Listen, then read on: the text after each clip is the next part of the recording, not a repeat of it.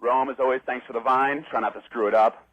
Jim, that thud you heard coming from the Midwest, that would be the sound of St. Louis Ram fans dumping their gear in the back of the closet. Not to be confused with the thud you hear when Silk Bra lowers himself into a Goodwill box to rummage for weekend clothes. Once the St. Louis Rams fans are 0-6, the only way they're going to fill that tin can they call a football stadium is if management finally sponsors a win a date with a Clydesdale night. However, Jim, as we all know, St. Louis still fancies itself a baseball town.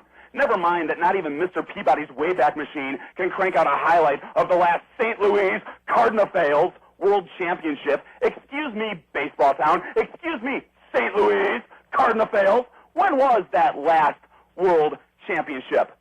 Speak up. We can't hear you.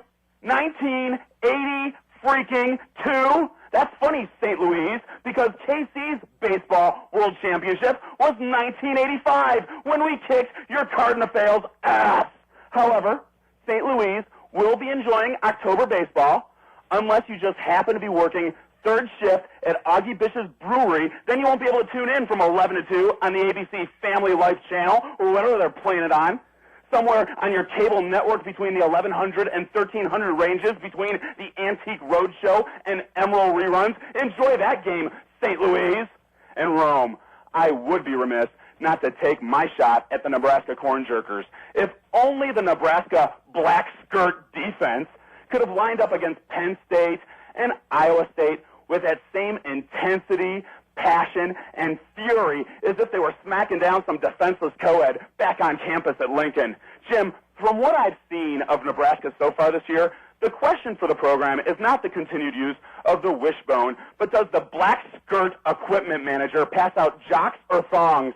Perhaps Troy State, Utah State, and McNeese State should band together and object how Nebraska is weakening their out-of-conference scheduling. Good news, Husker fans. The ABC Family Life channel has decided to pick up the Tangerine Bowl, so you all enjoy up there in Huskerville. And finally, Rome, I do not understand what motivates emailers and faxers. After all, how many ways can you possibly regurgitate O.J. killed Nicole, Jeff from Richmond is a hillbilly, Silk is homeless, or why an unprovoked Dark Gable would need to mention my name in one of his blurbs?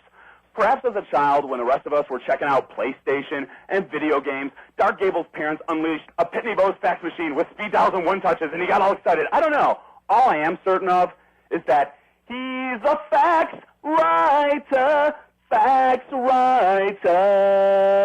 His name is Dark Gable. You've heard him on Jim Rome, the state penitentiary. He calls his home. He better make a shank, find a piece of glass, 'cause he's sick of being a man that the inmate pass. He's a fax writer, a lowly fax writer. Is there an impediment? Does his tongue just slip? Can he not work the phone with a cleft lip? He'd trade a carton of smokes for a prepaid phone card, but the things he'd have to do to the prison guard, so he's a fax writer. A lowly fax writer. Dark Gable, do anything that you have to do, 'cause some guy named Ebenezer wants to talk to you. You better cut a deal, get top bunk, sleep on your back, and protect your junk. You're a fax writer. A lowly fax writer. Rome, War Chiefs, and maybe the best player in pro football right now today, Priest Holmes. War anybody playing St. Louis and the Cardinals, including the Arizona Diamondbacks. War the maize and blue, I am out. Singing it and bringing it. You are unbelievable. Freaking Willy in KC. Well, without question, that was Willy and KC's best effort since Powder the Friendly Ghost. That wasn't even like a chorus, man. That was like 3 verses for that song.